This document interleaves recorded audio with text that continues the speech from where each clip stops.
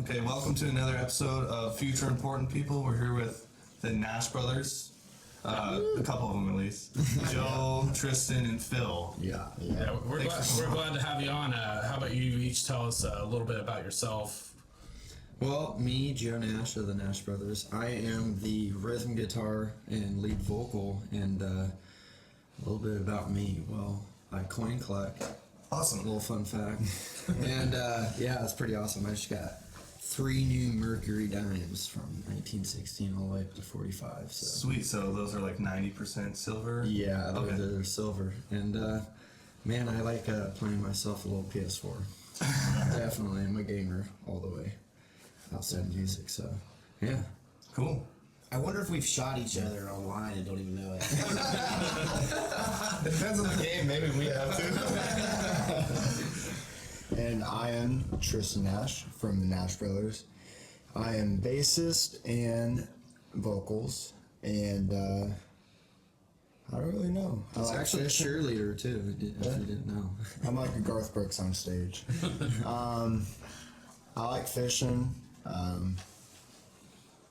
the bass, and just playing music. I mean, Cool. that's my life Yeah. right now. See, probably hyper focused. Yep. So you can, yeah, Yep. absolutely. And then you guys are 2 of the brothers, and there's Yeah. the drummer's the other brother. Another Yeah. brother. Well, we actually have 2 more brothers, but one's not musically inclined. Oh, okay. So he's like, Yeah, but my He feel other about brother, he really supports us. Oh, okay. My So he brother, doesn't that's not care. our band, yeah.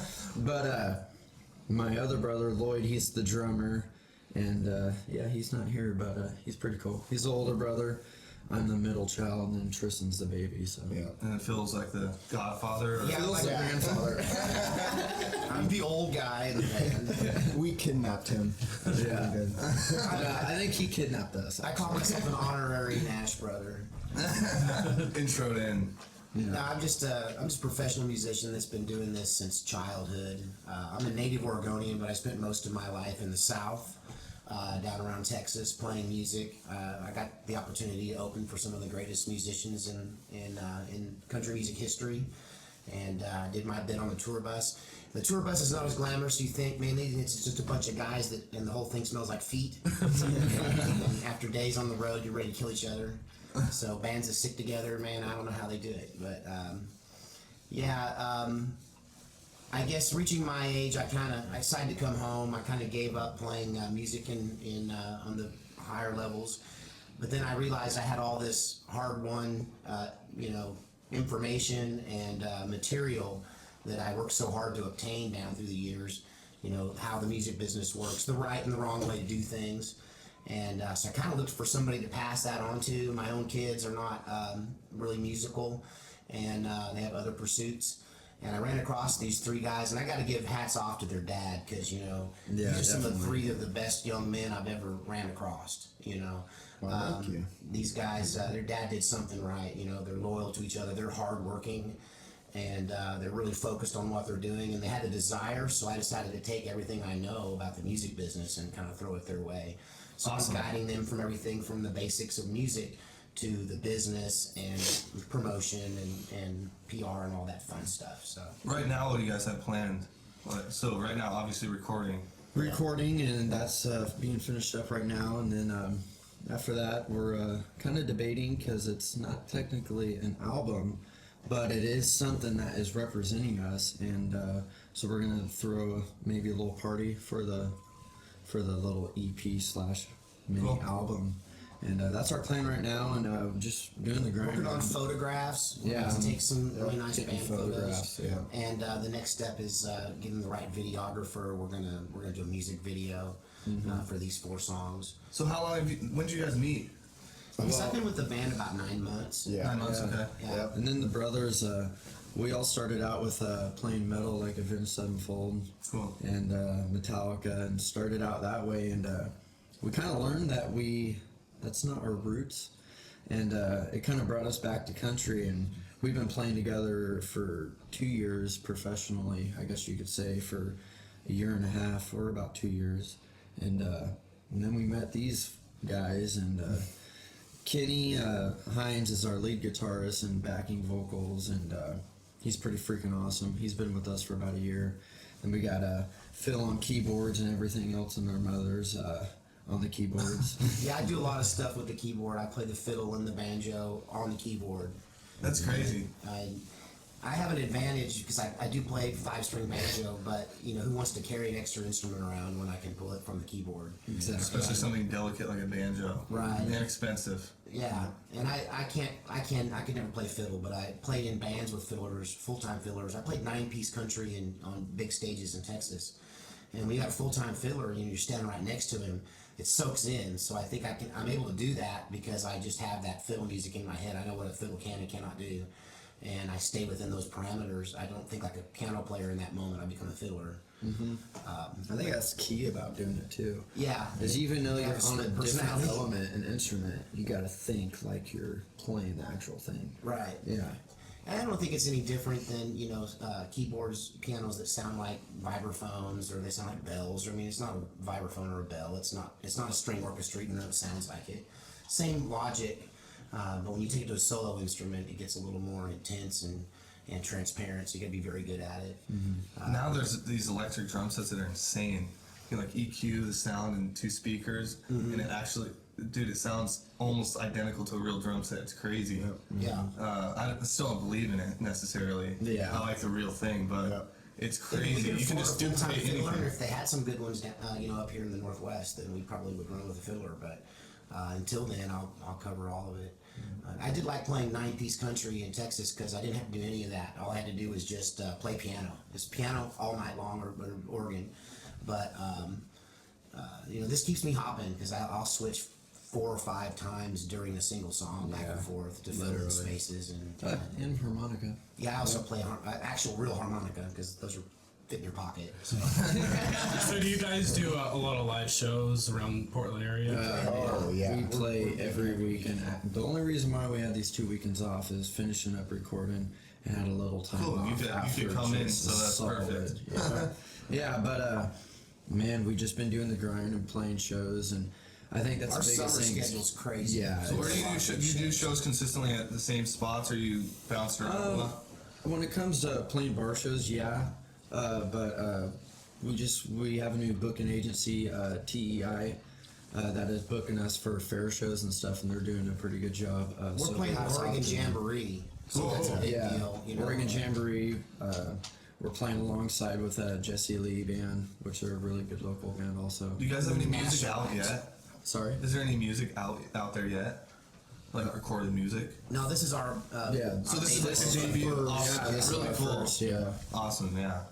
Yeah, and then here in the near future, we're going to, because this is only like a 4-song, like little EP. Oh, it's only 4 songs. Yeah, but probably within the next year, we'll be coming out with full-blown 10-song albums. So. Would you guys sign to somebody? Let's say like a big country label came to you guys. Would you consider signing with If somebody? Or? the fine lettering was right, yeah.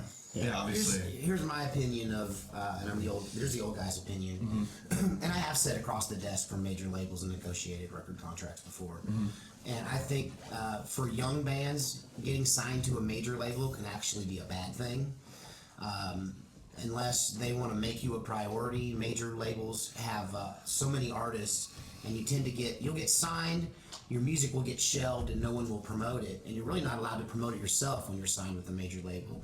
So it's easy to get buried, and I know a lot of guys who, they got signed, thought they made it, just to get really shelved by the label. Or sometimes an independent record label, somebody that's maybe more local or regional, will make you a larger priority, put more effort into you, and you will get more promotion. You get the marketing and all the things you need to You get more of grow. a hands-on approach instead of just getting lost in a stable full of artists. So, with a major label, signing with them, it would depend on whether I felt like they were passionate about what we're trying to do. And then, but an indie label would probably be more appealing to us at where we're at right now. And that's one thing really cool about our band, how we work things and how we do things is, I'm the founder of the band. I started this, and then Tristan decided to dip his toes in it because he's got talent. He started out with drums and then went to bass, and he went just to straight vocals. And this band has evolved into so many different things over the small period of time of 2 years. That's just crazy, but what I do love about our band is everyone's got to say, no one's the head honcho, and we kind of just go off a band vote, just the majority wins type of thing. And I think that is what is going to keep us so interlocked with each other, is everyone's opinion matters. Can you guys say what the EP is going to be called yet? I want to call it Redneck Boys. We're having this Oh, we don't discussion. know yet? We're still We haven't talked about this. We're so busy on the music. What did you have in mind, Joe?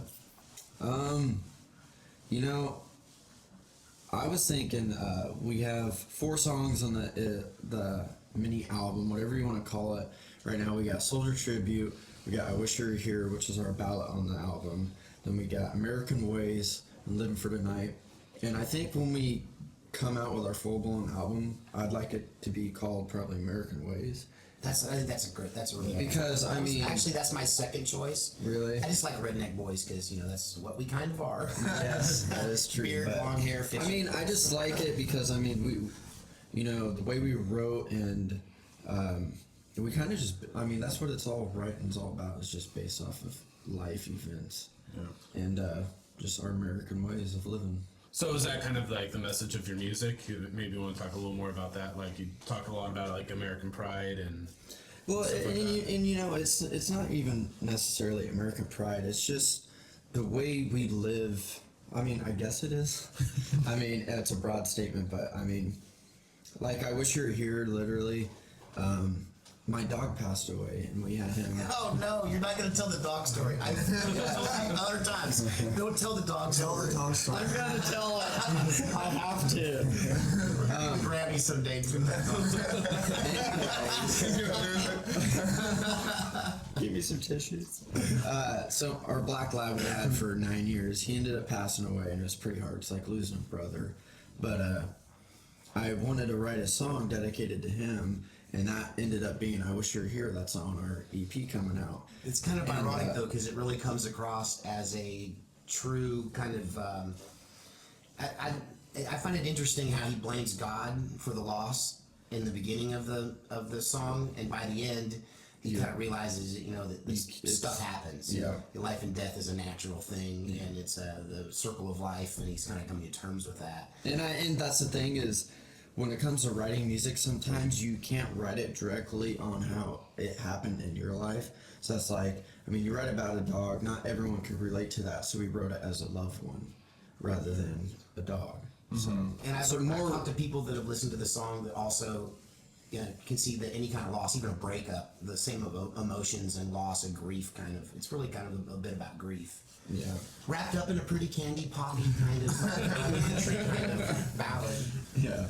But you guys aren't pop. Like the country on the radio is all pop. Yes. Yes. And It's so irritating. what are your guys' influences? Because we listen to some of your songs, and it's nothing like that. I could actually stomach it. It's great. I would listen to it. So it's nothing like I will not go to the country station on the radio. I hate most One of of the the music. things that drew me to this band is their sound. And I've helped them develop and kind of magnify the sound. But the sound was present when I joined the band. And I'm drawn to it because, to me, it's very much like Red Dirt. And now, Explain Red Dirt, yes. Yeah, Red Dirt's a strain of country music that's kind of dominating what's up and coming and what's fresh right now in the music scene. It has been for several I think years. the one closest to Red Dirt right now on the radio is probably John Party. Yeah. He's kind of got that. What's that one song? Dirt on my boots. Dirt on My Boots. That's definitely kind of Red Dirt, modern Red Dirt. I don't think I've heard it. Yeah, I'm not familiar. And Red Dirt refers to a region where the dirt's red, the Texas, Oklahoma, Red River region. But the music that comes out of there is a lot of traditional country mixed with, essentially rock. And it comes in various shades. Some bands like Mickey and the Motor Cars are just not even recognizable really as country. They're very rock. And then other bands like Casey Donahue, they sound very country and have a Nashville edge. So you don't really. The region is there's a wide. It's kind of like saying blues. There's all kinds of blues, but I think the thing that's apparent in this music is that perfect mix of definite in your face rock elements with some traditional country sounds like banjo and fiddle and that high third lonesome harmony that Bill Monroe invented, and it's got twang. It's like rock with twang. So you guys started off playing metal, and then you went into country. Was metal your initial influence? Yeah, Or That's what we listened to Oh, for okay. the longest time. Oh, okay. like, no, go ahead. Godsmack. That was one of my favorites. Yours was Godsmack? Well, and Avenged Sevenfold. Song "Get Back." Love that song. Yeah, I mean, like, we were raised like that's the thing is we weren't raised into a family that is even musically inclined. We started it all ourselves. Like we taught ourselves anything. We never took never took lessons or any of that. We just Really? picked up what we wanted and taught ourselves the way we wanted to. Well, first we started out with Rock Band. Yeah, That's what got us going. A lot of people are starting out like that now. It's Yeah. crazy. which you got to keep in mind that is nowhere near a real instrument. Oh no. People who are trying to learn do not go. Teaches you rhythm. Yeah. Is really it. But I guess I've mainly taught them mostly about the business, but also probably music theory. You know, Yeah. because we are self-taught, so we knew like nothing. How old are you guys? I'm 23. Okay. I'm 20. Okay, so you guys grew up like Phil's 21. internet was completely present. I'm older You than could- both our ages put together. But these guys could pop on the internet at any time, Google something, YouTube something, and figure it out. Yeah. So that's Yeah, awesome. Yeah. So the talent was there. I think they had a good foundation for the sound. And I guess it kind of tickles me that I would love to produce a country act out of the Pacific Northwest. To my knowledge, there's not really been one. Yeah, I don't And know. it really is such a country place. I mean, a lot of the people that are native Oregonians here, their families actually came here during the Dust Bowl from, Oklahoma and Texas. And if you get outside Portland, hit little towns like Molalla, you walk Yeah. into some of these little logging towns, man, and they're just, it's, I refer this as far west Texas. Eastern Oregon especially is far west Texas. Yeah. And so there's a strong country root here, but you just never hear about it. I mean, we're known for bands like, the Pacific Northwest, rock bands that have been producing since the 60s and 70s. But, yeah, I mean, rodeo is a part of most Oregon boys' lives, fishing and hunting. And we probably got a lot in common with, people from traditional country areas that produce country acts. But, yeah, so it kind of tickled me if we could have a Pacific Northwest to represent, the hillbillies. Yeah, awesome. And you guys, did you sign on? What is the company that's helping you book shows? The booking company. TEI Entertainment. Yeah. How'd you guys get them? Networking?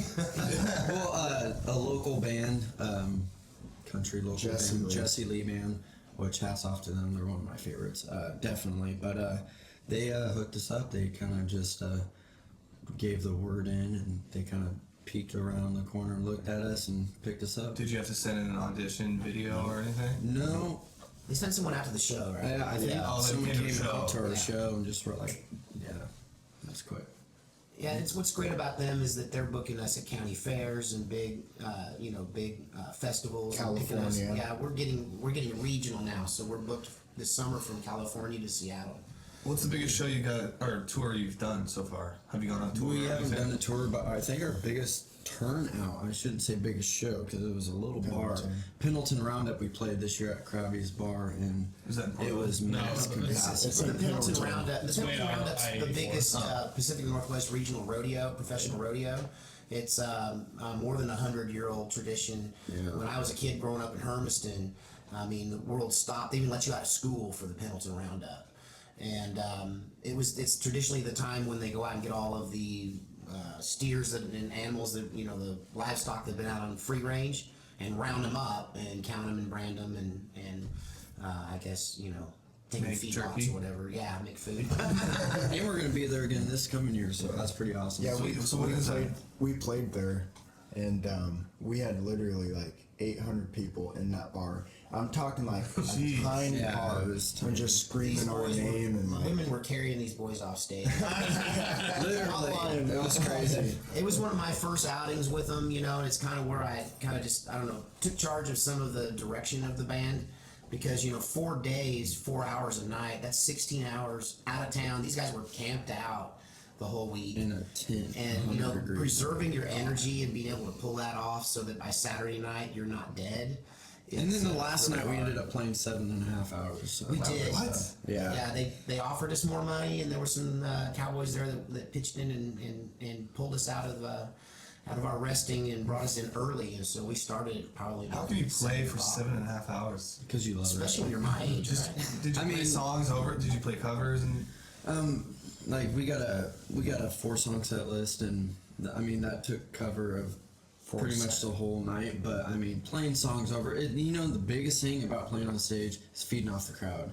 You know, you can tell what the crowd wants. I mean, that was definitely a party crowd. So every party song we had, we were definitely throwing it at them. So you And have more than And 4 when you have that songs, obviously. span, oh yeah. When you have that span though of time, you know the crowd turns over. So the people that were there for the True. early show were not there for the late show. Yeah. You know. And the ones that were, they don't probably remember. You're not long. It's like, more.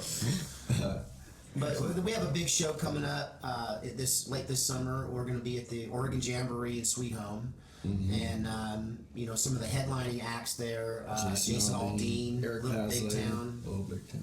Yeah. Florida Georgia Rogers. Line. No. Florida Georgia Line's not going to be there. No. I thought they were. No. Well, take that. Maybe next year. What's the event called on that? It's the Oregon Jamboree. I Oregon think it's Jamboree. the biggest country music concert in Oregon. Yeah, those So, are- you, those so are you some got pretty big you got bands. Bymark Country Music Festival Yeah. in Brownsville. Well, you got Sweet Home that's right before Brownsville, and that's the Oregon Jamboree. How many bands are going to be there? 22. Yeah. 22. Yeah. So that's awesome. That's not actually that many bands. So Yeah, and it's a 3-day festival. It's definitely worth the money, man. Good music. Cool. Yeah, it's gonna be fun. Can't wait. So when should people expect the EP? Because I'm sure people want to. Well, I mean, it's pretty much. We're fun. here today. When we finish this in the studio, we're gonna probably put the final touches on the mastering process, and then it's just a matter of picking the time to have a party. Our strategy is going to include probably a release to iTunes, follow up with music video for YouTube. So the music's going to be out there on the internet. Of course, we'll probably burn a few CDs for the shows, but mostly this will be distributed electronically. So right now you guys don't have SoundCloud, YouTube, any of that No stuff. yet? Spotify, no. Yeah, we're gonna be hopping on that pretty quickly. So. Okay. As It's soon kind as of you hard to have it that till you done. have something Yeah, else. exactly. Yeah. Now we've got the product. We gotta just put all that together. Awesome. So there's no links that we can put on yet. No. Except you have a Facebook probably. Yeah. Yeah, we got Facebook link and we on- have an email, NashBrotherNations.com. Okay, Pretty for badass. bookings. And we're on Reverb Nation. I think we're on Instagram. Bandmix. Yeah, Instagram, Twitter, all the big media things going on right now. And you know we have a lot of videos on YouTube, but we don't have our own channel yet. That's something we'll have to set up. So yeah, we can plug all the. You have a YouTube. So you have a bunch of videos. We Yeah, can put we- that on the description and everything for you. Yeah, put a none of the couple audio links is up any for you good guys. because you know it's just Camera. phone camera stuff. Yeah. But, Yeah, it's bad quality. but you can see how pretty these boys are. And how pretty I'm not. I'm gonna be hanging around with them a while though, because I have a 101-year-old living grandmother. Okay. Yeah, You're my not mom- going anywhere. My mom's 83. She still works 2 jobs Crazy. because she wants to. She can be retired, but she's not. She could have been retired 20 years ago. Oh man. Joe, we're done for. He's going to be around that long. Yeah, It's gonna be awesome. you'll have to push your walker to my funeral. So cool. You guys are just on the verge. There's so much back end. You guys have been in a band for 2 years. People don't understand how much work it takes. It's insane. You Yeah. guys don't even have 4 studio records or songs out. I know. And there's so much work that comes behind it. And that's the thing is, all these bands we love around here, but the one thing is we're growing a lot faster. I'm not shooting anyone down, but it's just the fans. Like, there's been a lot of bands around here that's been out for 10 years, and we're already like climbing above. So we're hoping that just keeps continuing and. I can tell you, I mean, the why of that for me is pretty evident as a grizzled old vet of the business. You guys aren't reinventing the wheel. These guys have a humility that is rare in the music business, and you know they're able to look at a guy like me or Kenny, another seasoned vet in the band, and you know, they don't make us have to convince them, because there's a right way and a wrong way to do things. There's a right way and a wrong way to behave at shows. There's a professional conduct code amongst musicians that most young people who've seen too many behind the music scenes, documentaries, think that it's just a bunch of drinking and partying and being wild, but really it's a job. And there's a right way and wrong way to do things, and these guys are humble enough to look to guys who know, and so they're doing everything right.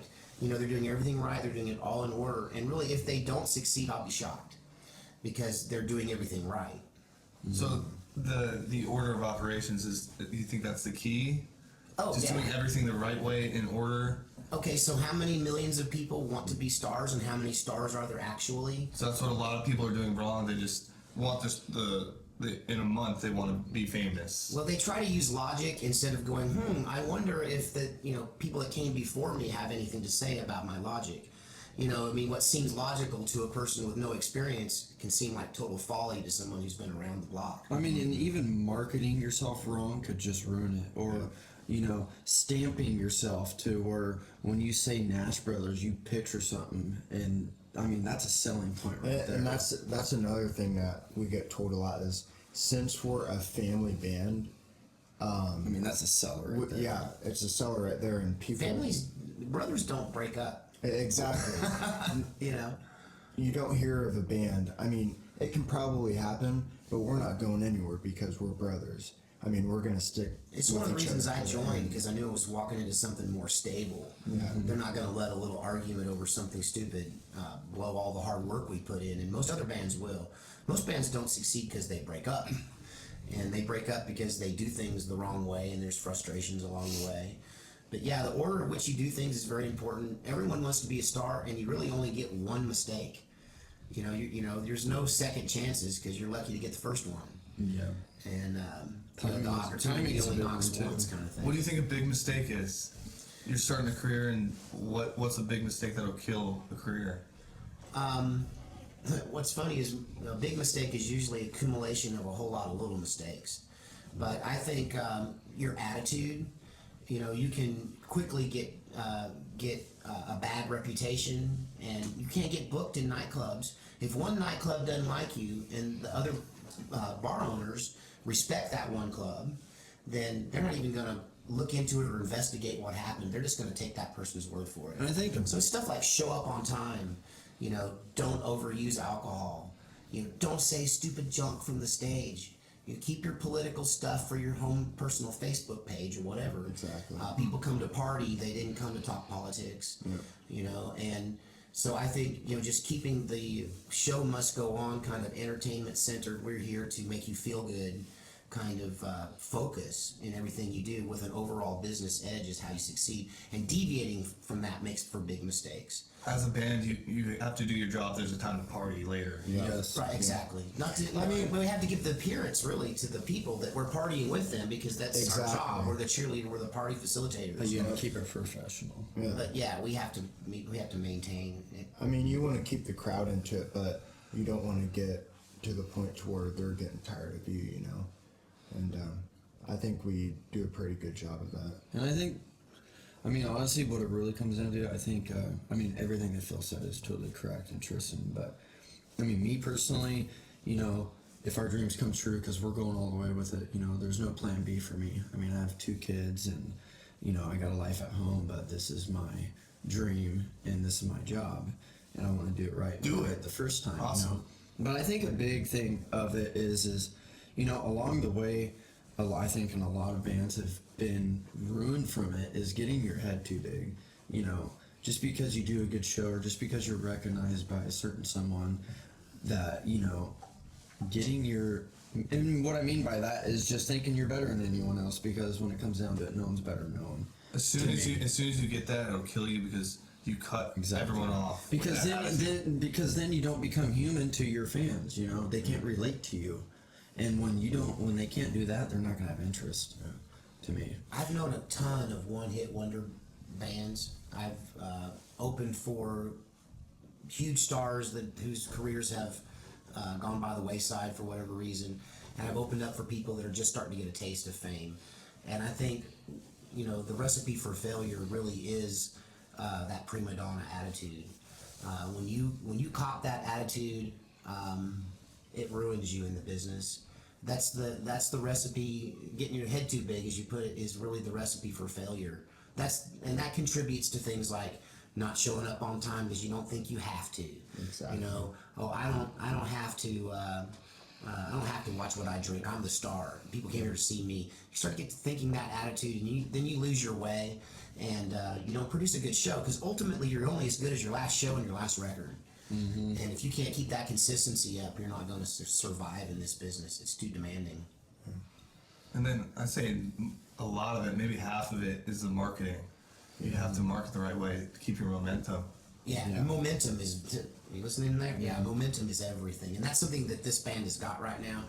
We're already rolling up ahead of steam coming out of this record and into our summer schedule.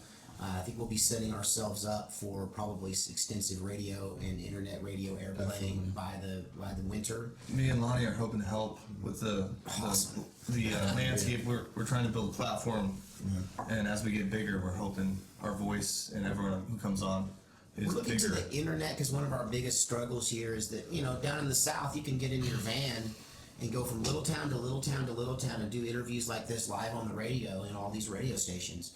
But there just aren't that many country radio stations in Oregon. What are there, like 2?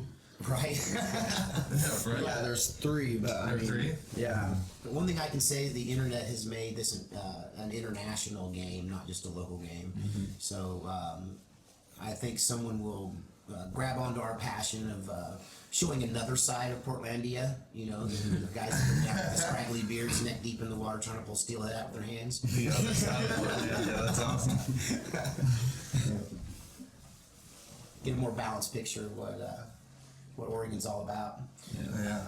Yeah, so like, what part of Portland did you grow up? You grew up like in the suburbs somewhere, or Me and the brothers were born and raised Portland, Oregon. Yeah, and we kind of it's just been Portland, really. I was raised in a traveling showbiz family, but so I lived all over. But I give you an idea. Went to elementary school in Hermiston, junior high in LeGrand. Went to high school down in Medford, and actually had a couple of years of elementary here in Salem too. So I grew Crazy. up riding my bikes. We're in Portland now. Excuse me. I didn't say. Oh, yeah. But yeah, I'm a weird native. I'm an Oregonian with a Texas accent. And that's one thing is we've always been at the bottom. Like, we've never been struck lucky, and we've never had everything. There's no luck. Exactly. So that's another thing is that's why we want it so bad, is because we just know what people go through every day, and we want to push for us making it and helping other people out around us, you know, because I mean, you go down the street and you see homeless people all over the place. That's crazy. And Salem, Portland. yeah, and Jeez. for You know, me, it's a West Coast epidemic. It's going on everywhere, but the West Coast is. I think everyone's sending them over here for some reason. yeah, Yep. I think that this is a really advantageous place to where people want to live for various reasons. But I don't know what is with the real estate business, but the cost of living, rent is so expensive, people cannot afford housing. You know? 2 incomes, I mean, just to get by, that's what it comes down to. I mean, trying to get my own kids launched that are just, starting to leave the nest, and you can't really survive unless you have community living. You know, and Literally. so if you can't find 4 other people with good enough credit to pool their money to get a place to live, you know, you're stuck in the tent city. And one wrong move and you end up there. This used to be the cheap area too. Like Yeah. Oregon Yeah. as a whole used to be like where you go to cut all your expenses. It's like the best free food on earth, though, man. yeah. It's for anyone to go hungry. Saturday Right. market's where it's at, man. Go get some good food there. but yeah, what I was trying to get at is like, for me, if we ever do make it big, When you make it big. yeah, when I don't want to get my head too big, but I do want to help those people out because we haven't been to that point, but we have been somewhere close to there, and I mean, we've done charity events to where Yeah, we're already helping. We do a lot of benefits. yeah, we've done like 10 charity events to where it was just like bring blankets and coats and gloves and stuff Awesome. for all those people on the streets that aren't doing good, and I mean, food drives and stuff like that. Yeah. And we also love doing stuff for the veterans. They're yeah, always some definitely. pretty outspoken I veterans. mean, that's kind of what our song goes to. Not kind of, that soldier tribute that goes out to all the vets. Cool. And the families of the vets, too. I mean, it links to both, so. When it comes out, me and Lonnie will definitely plug it and put it somewhere, maybe at the beginning of a podcast or something. That would be Whenever awesome. it's out. Yeah. Who knows? That'd be cool. and that's the thing I like about that song is we didn't write it this way, but when we got done writing it, I looked back and I was like, whoa. So the first verse, it kind of It's explains that outside point of veterans and stuff like us. We're sitting there and talking about veterans, and then when it goes into the second verse, it's the veterans talking about how they what's the word? Their experience. Yeah, and- their experience with the war and stuff, and that was not on purpose. I mean, it was totally by accident, and it actually went good with it. I mean, What you guys are doing are actually storytelling. There's so many, Yeah. like even the country songs are turning into these like what you hear in the club, pretty much. Well, I mean, and like our grandpa fought in Vietnam, and we've heard stories that you should never have to go through, and I mean, I can relate to, my dad was a Marine Corps drill instructor. I like to joke, I spent the first 18 years of my life in boot camp. My father-in-law was one of the members of the Greatest Generation, and when I was young, he sat and talked to me about, marching on Berlin, landing on Normandy Beach, and he lived that. And I think a lot of times we are so comfortable in peace times and with our regular lives, whether it's our obsession with the internet or fishing, and we forget that there are people out there that mourn every day for somebody who went off to fight for this country and never came back. Yep. So it's really even more than a tip of the hat to the living veterans. It's a recognition of the price that families paid Exactly. to keep this country free. that's why we wrote that song, is because they don't get the recognition of what they did for this country, and it's not. it's easy to forget. Yeah, it's not about the veterans too. It's about the people who are fighting for this country right now, because there's a lot of stuff happening right now that we don't even know about, and they're off overseas doing their own thing, Well, the news, all that's in the news right now is Trump Yep, or exactly. basketball. Yep. Or whatever. March Madness. Yeah, exactly. Ducks losing last night. Yeah, I mean, there's so much of that on the news that I guess that I missed the whole fact that the South Korean president was impeached and arrested for corruption. The South Korean president. South Korean president, yeah, she's actually jailed right now. Crazy. And I totally missed that because it's I from missed the it. news. That's the first time I've heard of that. That's crazy. Yeah, it's almost like smoke and mirrors. You see all these things like with basketball and whatever Trump's doing, but everybody pays attention to that, and they don't even see what's going on in the world. Exactly. Yep. It's an old Roman trick. If Yeah. people are unhappy, pump up the games. We'll bring in some new gladiators. I'm Exactly. excited. Free day of games. Distraction. So, future plans? Do you guys have a tour lined up or anything after the EP? Or are you just gonna continue to do shows and hopefully? Right We've now, got some short little yeah. outgoing tours. We've got a California, California. casino tour coming up for the cool. summer, and we've got a couple of Washington Fair. So it's West Coast definitely, but the more that our booking agency feeds us and we do good and have a good reputation, the more we're going to be going out and spreading out further and further. And It's that's- always best to tour when you got an invitation, when people in other parts of the country have heard about you and they want you to come to their town. Exactly. And It's you do that amazing by to building be. that local. It seems like you first. guys have built such a good platform and are already doing it, and you don't even have any songs out, which is crazy. That's awesome. because they're doing everything right. Doing the right way. They put in the show. They put on a show. If you come to see us, you're going to see a great show every single time. Yeah. No excuses. I can remember. One of the first things I taught them was this show must go on mentality. That even if you can call in, dead. You can call in from jail, but you cannot call in sick. And Lloyd, the other brother that's on drums. I remember the first time he had to play through a show just dead, just sick. He was just so sick. Fever, You know, and I just kind of kept boosting him up, going, "Look, man, we all had to do it. We all had to do it." And then wasn't long after that, I got sick, and I had to suck it up and do it. I couldn't even complain. Came back on it. Yeah, but I think when you put the show first and you put the people, you want them to get what they expect every time, and no excuses. So when you do that, people like we played in Malala the other day. And our local crowd was kind of not there that much because it was spring break. And about 10 o'clock, that bar filled up with people from Portland who drove out to Malala. Where'd you go in Malala? We played the Sundowners in Malala. Oh, Yeah, you yeah. been there? Just a little tavern. We live in Canby, so we're like, Okay. Yeah. Okay. And Double Out Ranch used to be Wranglers. We play out there too. And people come to see us from Portland. When we play anywhere around Portland, people come see us from Washington. Awesome. So yeah, we're building a following of people that will drive a long ways to see this band. I mean, Bailey's there's pretty Tristan's awesome. so cute. There's a, I think that's fine. But there's this lady that lives in Seattle, and Sean Bowles. yeah, she comes down from Seattle just to see us play. So you have your first groupie. Yeah, Yeah, That's so pretty funny. awesome. They don't stay groupies for long. We give them a job. Here, you carry the t-shirts.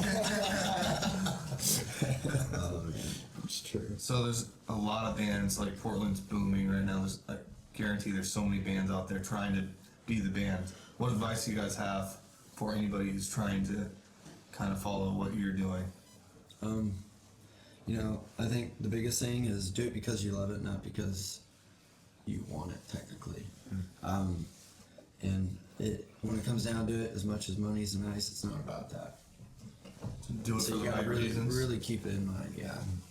I mean, it does take into play, you know, once you start building your reputation, you do need more.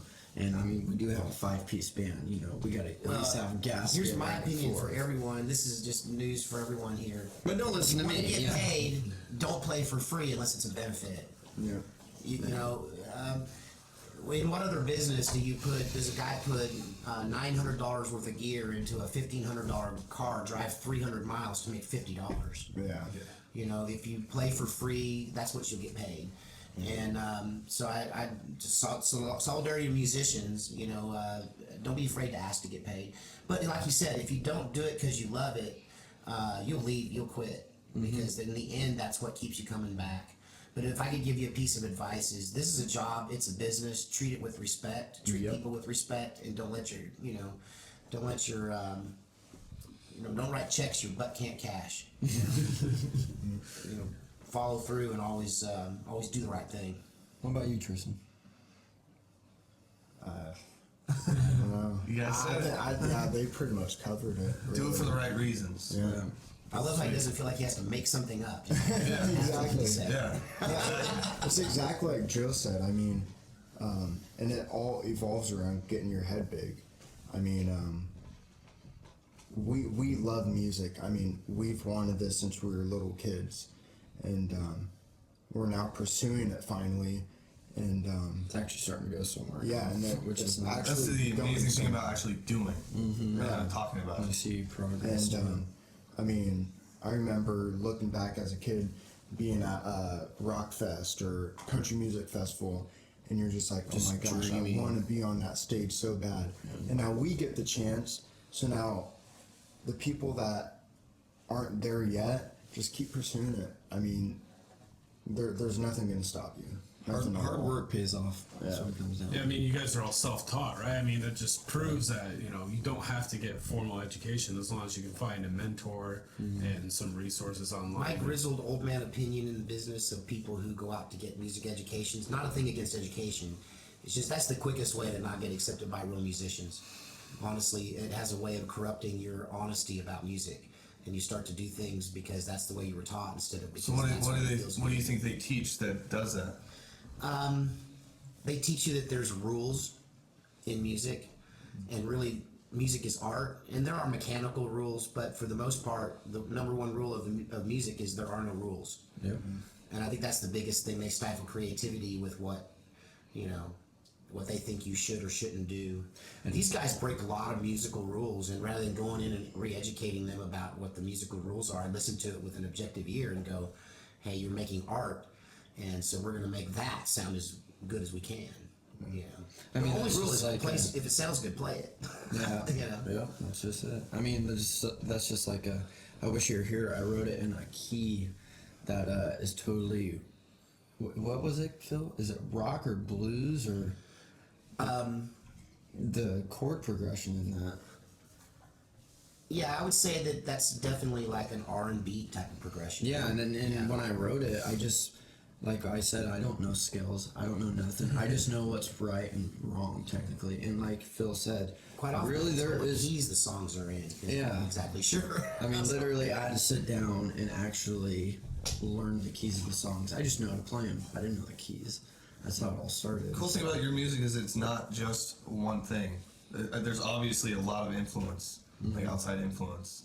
So it doesn't sound like country. You can't just call it country music. And It's country with a little bit of rock mixed in. That's what I think. I think it's more than that. Yeah. Yeah, It it's has a gonna little, be good. It a sounds little really blues good. sound, a little like not quite folk, but you can definitely hear the blues with the banjo. I mean, just a and lot of that's the stuff. thing is we want to be different. Yeah. We don't want to be like everyone else. Because if you do now, I mean, a year from now, you're not going to be nothing. So you got to look ahead when it comes to music. Look what's right around. I'm really the excited about the way that we craft rock and country music together. Anybody can take a country song and throw some rock elements on it, or a rock song and throw some country elements on it. But there are moments that you tune into our music, and you think in one moment you're clearly listening to country, and then the next time a chorus rolls around or a bridge, suddenly you're listening to a rock song. And it's almost like our music is kind of split personality and Yeah, it's multidimensional. kind of crazy to put in that. Yeah. Do you think you could do like a rock tour with your songs, or is it more country? We're definitely a country show. Like we couldn't go play at like Rockfest or something. You know what I'm saying?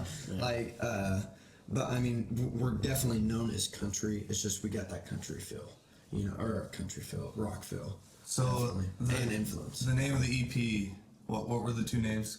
I wouldn't call it Redneck Boys. Redneck to be Boys? honest, but American Ways. but it would probably call American Ways. American We're Ways. going out on a limb, especially being from Oregon, kind of producing something that's a little bit patriotic. But that's who these boys are. You know, they do stand up, take their hat off when they come across the American flag. You know, and it's just because they like myself come from a military family background, even though none of us served. But you know, I think that. I think there's a place for that. I won't call it a backlash. I said I wouldn't talk about politics. But they're not political. They're really it's really kind of simple. They're just country boys. They're just redneck boys. Get ready for the other side of Portlandia. Yeah. Get ready. Yeah. And the one thing I do love about Oregon, no matter how extreme you are in one direction or the other, is that we all kind of love each other, and it's still kind of us against California. Who likes California? That's for the old people that remember when Oregon and California used to have a rivalry. But we've forgotten that. California's fine. So EP coming out. Wow, awesome. So stay tuned. We'll put links in and everything. Me and Lonnie, we don't even have a podcast out yet. This is our 5th podcast. So we just started like 2 months ago. Okay. But soon, like in a month or so, we're gonna drop 3 of them and then do 1 a week. So you'll be There you go. somewhere in there. At some point, we want you back on. Like after you guys have released a couple albums, got some new stuff, we want you to come back on. We can talk about the new stuff you're doing. Cool. Yeah. Yeah, and maybe we can sample one of your songs on there. Yeah. Hopefully you guys are protecting your music Yes. before you put it out. Yes. Well, you know, here's the thing. All you gotta do is prove ownership. And stuff like this proves we had it before anybody else did. So Yeah, that's true. you know, you run into problems when you write a song and then you just go around playing it everywhere. But we got this stuff in the studio and it was still pretty wet. One of those songs, the ink hadn't even dried yet. You know, when we got it in the studio, so Yeah. it's ours. Sweet. We'd be happy to lease it to you for a fee. So if you have anything else, otherwise we're good. It was great meeting you guys.